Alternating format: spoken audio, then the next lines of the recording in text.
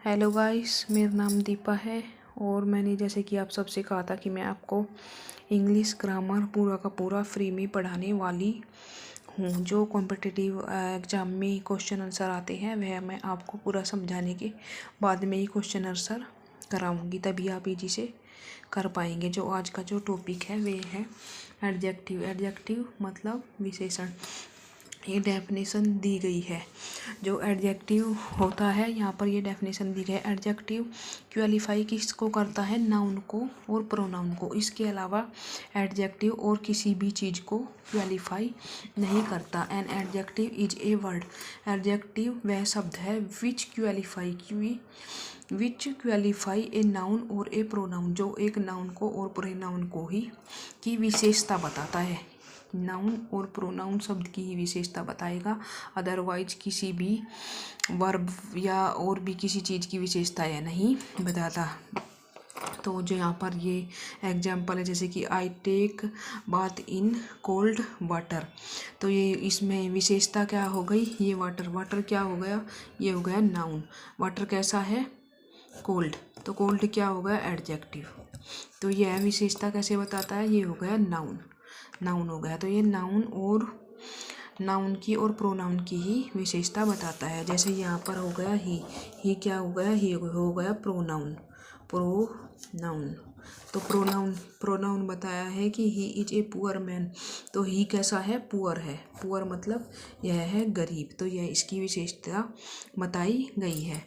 तो इसमें जो विशेषण में जो क्वेश्चन आंसर आते हैं ये आते हैं कि प्रोनाउंस का यूज किस तरह से किया जाता है।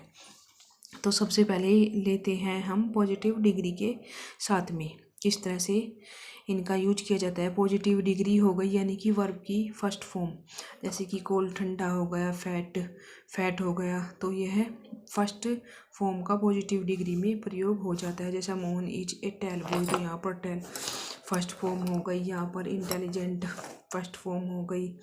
इसके अलावा भी फर्स्ट फॉर्म का प्रयोग जो होता है ना, एज और एज के बीच में हो जाता है। जैसे यहाँ पर गुड हो गया, क्वालिटी बता रहे हैं कि Mohan is as good as Sohan. Sohan से, जैसे सोहन है ना, उससे ज़्यादा अच्छा है मोहन।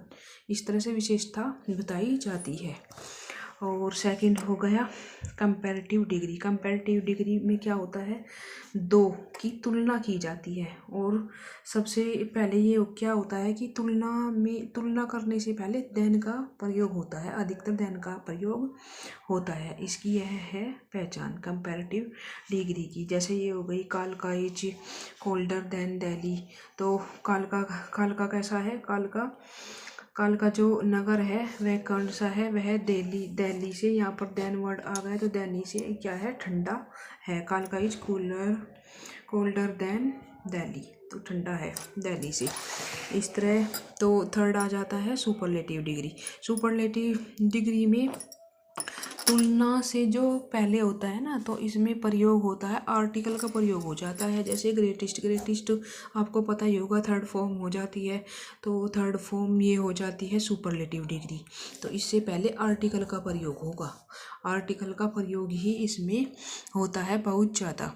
अब मैं आपको थोड़ा सा बता देती हूँ, जैसे कि गुड, मैनी, ईविल्स, ये फर्स्ट फॉर्म हो गई, यानी कि ये पॉजिटिव डिग्री में आ जाएंगी, और ये बेटर, मोर और रोस आ गया, तो ये आ जाएंगी आपकी कंपैरेटिव डिग्री में और कंपैरेटिव में आ जाएंगी ये कंपैरेटिव में।